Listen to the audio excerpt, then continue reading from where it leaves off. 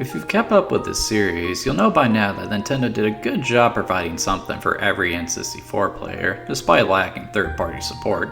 They had fighting games, flight games, sports games, action-adventure, first-person shooters, even an early open-world game, not to mention a wide selection of great racing games and 3D platformers.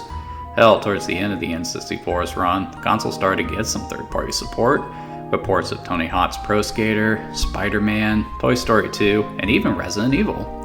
However, there was one hole in the N64's library, and that was a solid RPG.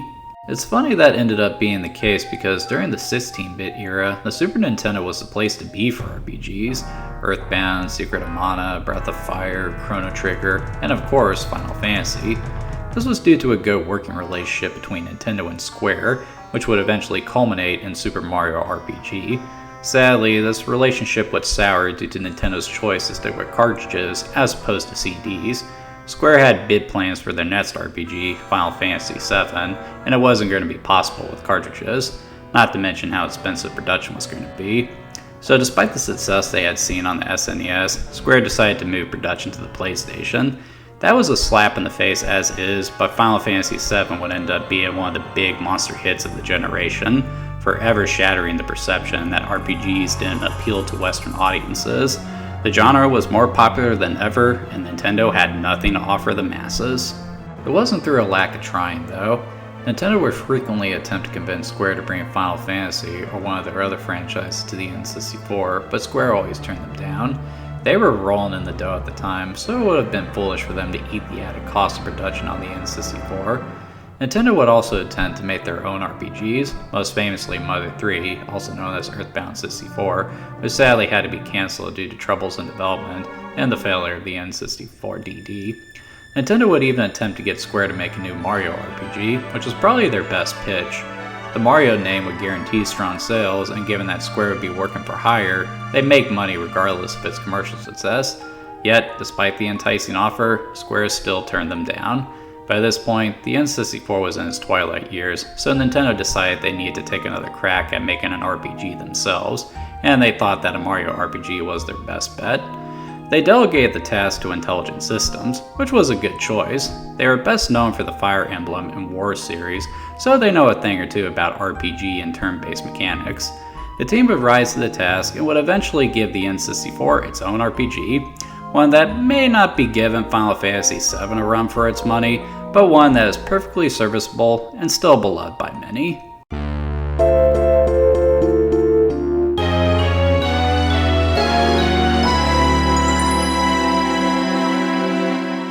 In Paper Mario, Mario and Luigi attend a party being held by Princess Peach at her castle. The castle is of course attacked by Bowser, and though Mario comes to the defense of the Mushroom Kingdom, it turns out to be for naught. Bowser has stolen the Star Rod, which renders him effectively invincible. He kicks Mario's ass, tosses him out of the castle, lifts it into the air, and takes Peach as his prisoner. Mario of course survives, and is called upon by the 7 Star Spirits, whom Bowser had imprisoned when he stole the Star Rod. The 7 Star Spirits had the power to counter the Star Rod, so Mario sets out on a quest to free them so that he can face Bowser and save the day. What I find interesting about the plot of Paper Mario is that it is basically your standard Mario plot, but in the form of an RPG. Mario RPG often felt like a Mario game if it had been invaded by a Final Fantasy game, with it seeing Mario facing foes that it wouldn't be out of place in the iconic series. Paper Mario, on the other hand, sits closer to what you'd expect from the portly plumber, and limits its scope to stuff we're used to seeing in the Mushroom Kingdom. Whether or not that's an improvement over Mario RPG is going to vary depending on who you are. Personally, I kind of prefer Paper Mario. I always felt like Square added their own ingredients to Mario RPG, whereas Intelligent Systems made an effort to stay within the confines of the franchise, taking characters, enemies, and locations, and giving them more depth and detail, while also adding lore that fits within the world it all takes place in. It also helps that the game still maintains its selling point of being a humorous RPG. The dialogue is well written, they pull off some good timing, and there is plenty of fun recurring gags. It might not be the most complex or epic of RPGs, but the game for sure succeeds at what it sets out to do, narratively speaking. I also love the hell out of the presentation. Rather than build complex 3D character models and environments, the game instead keeps the geometry simple and puts most of its focus on the textures mapped to the 3D assets. The result ends up looking like something out of a storybook pop-up, hence why the game got the name Paper Mario. It's extremely effective with its bright colors, detail, and animation, and I'd argue that gives the game a greater eye appeal than most of the big name games that were coming out this generation. Gotta say though, I'm not a huge fan of the soundtrack. Nothing wrong with it, but there wasn't much about it that stuck out to me.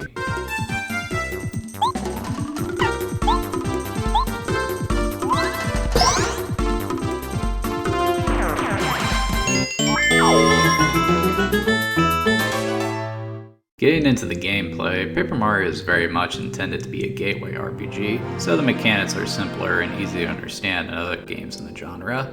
Something that didn't really enthuse me because Mario RPG didn't really succeed all that well in that regard. Don't get me wrong, Mario RPG was fine, but it simplified things a little too much for my taste. Thankfully, Paper Mario makes strides to add some complexity to the game, and the result is a much better experience. For starters, the game is a bit better with how it handles the overworld. Rather than continuing with sloppy isometric platforming, the game instead shifts focus to puzzles, and it does so rather well. The game also puts a little more focus on exploration through the use of the buddy system. Over the course of the game, Mario will meet several individuals who will join him on his quest, and they will all offer unique abilities to help him. You can hit targets at a distance with Kooper, blow through breakable walls with Bombella, or cross gaps as Parakeet. So as you meet new characters, your means of exploring and interacting with the world expands, which is great. The combat system is unique. In most RPGs, battles are usually conducted squad on squad, meaning you can choose which enemies you want to attack without restrictions. In Paper Mario, however, enemies are organized onto a 2D plane, and this dictates who you can and cannot attack. For example, Mario's primary form of attack are jumping on enemies and hitting things with his hammer. Mario can jump on any enemy on the ground or in mid-air, whereas he can only attack enemies who are on the ground and up front with his hammer. This also means that he cannot reach enemies who are on the ceiling, which is where his buddies come in. They too will participate in battle, and they will have their own strengths and weaknesses.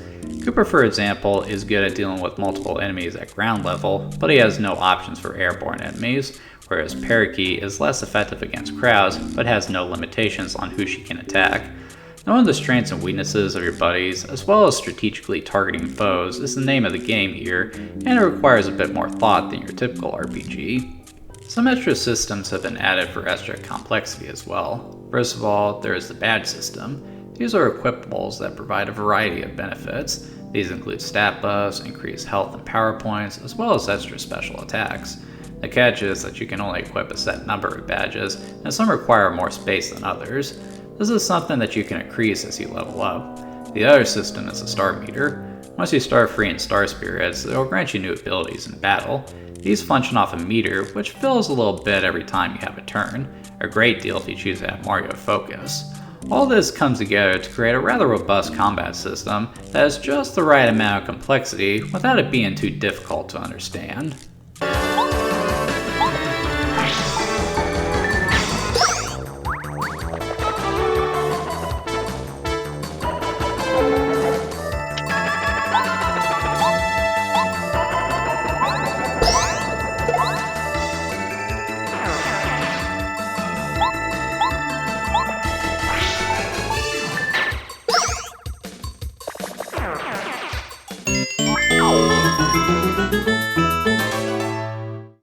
That being said, there are aspects of the gameplay that I'm not terribly fond of, the main thing being the timing system. Like in Mario RPG, if you push a button during a certain point of the animation, or follow whatever prompt you're presented with, you'll do more damage.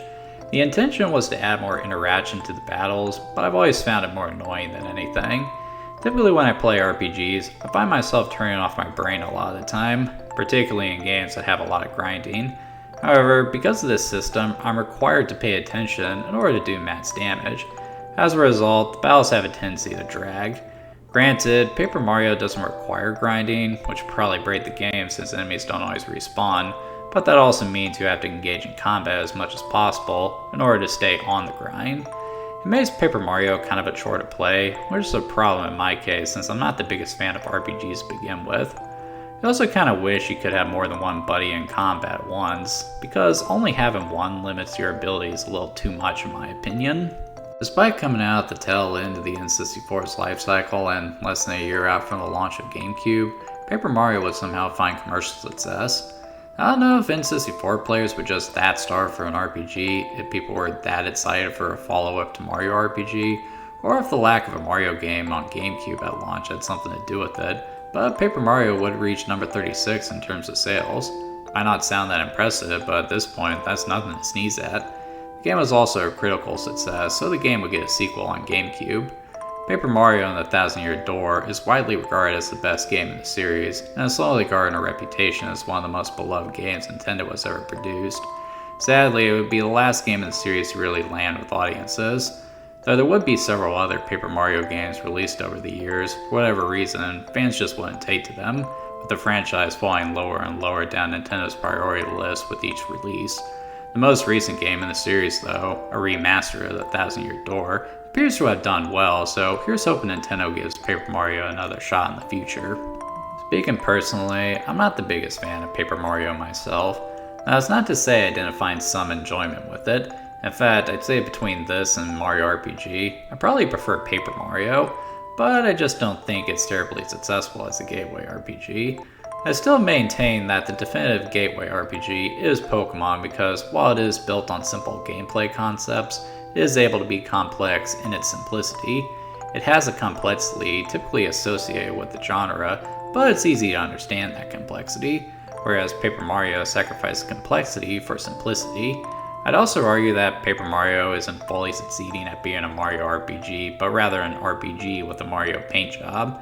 Nintendo really wanted to nail that until they put out Mario & Luigi Superstar Saga, but that's a story for another time. Regardless of how I feel about Paper Mario, it is at the end of the day a perfectly serviceable RPG. It might not be anything groundbreaking, but it still succeeds at what it sets out to do. For the most part.